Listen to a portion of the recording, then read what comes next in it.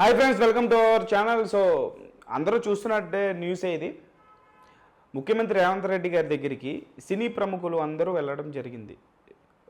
బడా నిర్మాతలు, బడా హీరోలు, బడా డైరెక్టర్లు అందరూ కూడా వెళ్ళడం జరిగింది.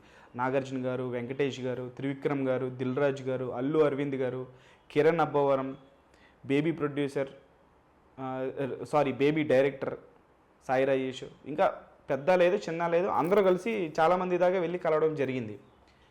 సో ఎంతమంది వెళ్ళినా ఎంతమంది మాట్లాడినా బాస్ లేని లోటైతే కొట్టొచ్చినట్టు కనిపిస్తుంది, చాలా క్లియర్గా కనిపిస్తుంది. ఎందుకంటే అందరూ మాట్లాడే విధానం వేరే ఉంటుంది, బాస్ మాట్లాడే విధానం వేరే ఉంటుంది.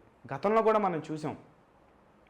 దాని తర్వాతే ఒక ఉద్యమంలాగా ఎలక్షన్స్ జరిగింది.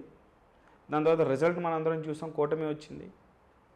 సో ఒక్కసారి చిరంజీవి అనేటువంటి వ్యక్తికి శత్రువులు ఎవరు ఉండరు.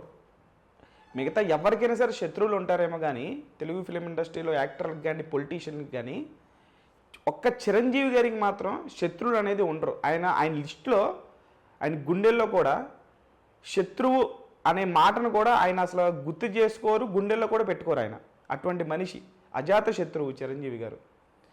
అసలు ఆయనకి శత్రువులు ఉండరు, శత్రువులు కూడా ప్రేమిస్తారు ఈయన కూడా ప్రేమిస్తారు శత్రువుల్ని. అటువంటి వ్యక్తి ఆయన చిరంజీవి గారు.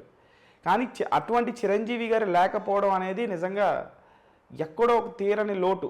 అరే చిరంజీవి గారు వెళ్ళుంటే వేరే లెవెల్లో ఉండేదిరా ఈరోజు అని చెప్పేసి అందరూ అదే మాట్లాడుకుంటున్నారు సోషల్ మీడియాలో.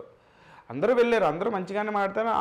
అందరికీ సీఎం గారి పట్ల సద్భావనే ఉంటుంది, మంచి ఒపీనియన్ ఉంటుంది. వాళ్ళు కూడా సినిమా ఇండస్ట్రీ గురించే మాట్లాడతారు, ప్రతి ఒక్కరు కూడా సినిమా ఇండస్ట్రీ గురించే మాట్లాడతారు. కానీ చిరంజీవి గారు వెళ్ళటం వల్ల ఏమవుతుందంటే ఒక ఇండస్ట్రీ పెద్దగా చిరంజీవి గారు సినిమా ఇండస్ట్రీని రిప్రజెంట్ చేసే విధానం వేరేలా ఉంటుంది, చిరంజీవి గారు మాట్లాడే విధానం వేరేలా ఉంటుంది, చిరంజీవి గారు అప్రోచ్ అయ్యే విధానం వేరేలా ఉంటుంది. ఆయన మాట తీరు కానీ, సీఎం రేవంత్ రెడ్డి గారిని సంబోధించే విషయం కానీ, ఆయన మాట్లాడే పద్ధతి కానీ వేరే లెవెల్లో ఉంటుంది. అది వినడానికి కూడా బాగుంటుంది. అంటే ఎంత ఎదిగినా ఒదిగి ఉండేటువంటి తత్వం చిరంజీవి గారి మాట్లాడే విధానంలో కనిపిస్తుంది. సో ప్రతి ఒక్కరికి కూడా చిరంజీవి గారు ఒక్కసారి మైక్ పట్టుకొని ఏ విషయం గురించి మాట్లాడినా, అది ఏ విషయమైనా కావచ్చు, వినేలా ఉంటుంది, ఇన్స్పిరేషనల్గా ఉంటుంది. అటువంటి చిరంజీవి గారు నిజంగా ఈరోజు ఈ యొక్క మీటింగ్కి వెళ్ళుంటే ఆయన రేవంత్ రెడ్డి గారితో పోయినసారి ఏదైతే జగన్ గారితో మాట్లాడేటువంటి విధానం మనందరం చూసాము. అది ఎవరికి నచ్చలేదు. నాట్ ఓన్లీ చిరంజీవి గారు అభిమానులు, చిరంజీవి గారిని ఇష్టపడేటువంటి ప్రతి ఒక్కరికి, మిగతా హీరోల ఫ్యాన్లు కూడా నచ్చలేదు చిరంజీవి గారు అంతలా తగ్గి ఉండి మాట్లాడేటువంటి విధానం. దాని తర్వాత ఎలక్షన్స్ జరిగాయి, కూటమి గెలిచింది, పవన్ కళ్యాణ్ గారు గెలిచారు, చంద్రబాబు నాయుడు గారు గెలిచారు.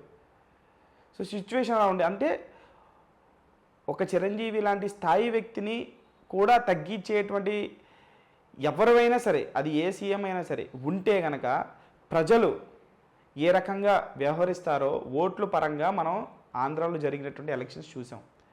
అదే ఈరోజు చిరంజీవి గారు వెళ్ళుంటే రేవంత్ రెడ్డి గారి దగ్గరికి, రేవంత్ రెడ్డి గారు చాలా ఆప్యాయంగా పలకరించేవారు, చాలా చాలా రెస్పెక్ట్ ఇచ్చేవారు, చాలా గౌరవించేవాళ్ళు.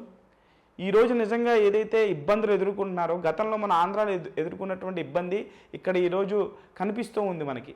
అంటే అది జరిగింది అన్ఫార్చునేట్ ఇన్సిడెంట్, అది కూడా మనం యాక్సెప్ట్ చేయాలి. ఎవరు కూడా ఆ ఇన్సిడెంట్ తర్వాత బెనిఫిట్ షోలు కానీ ఫ్యాన్ షోలు కానీ అడగరు. కాకపోతే చిరంజీవి గారు లాంటి వ్యక్తి వెళ్ళిన తర్వాత ఖచ్చితంగా ఆయన మాట్లాడే విధానానికి, ఆయన మీద ఉండేటువంటి గౌరవానికి రేవంత్ రెడ్డి గారు ఈరోజు నిర్మోహమాటంగా ఖచ్చితంగా చిరంజీవి గారి వల్ల ఒప్పుకునే వాళ్ళేమో. సో నాకైతే ఇది అనిపించింది. సోషల్ మీడియాలో కూడా అందరూ ఇదే మాట్లాడుకుంటున్నారు. అందరూ నిండు చంద్రుడు ఒకవైపు, చుక్కలు ఒకవైపు అన్నట్లుగా అయిపోయింది ఈరోజు పరిస్థితి. సోషల్ మీడియాలో ఇదే హాట్ టాపిక్. సో చిరంజీవి గారు వెళ్ళుంటే ఎలా ఉండింది అనేది కామెంట్ బాక్స్లో కామెంట్ చేయండి.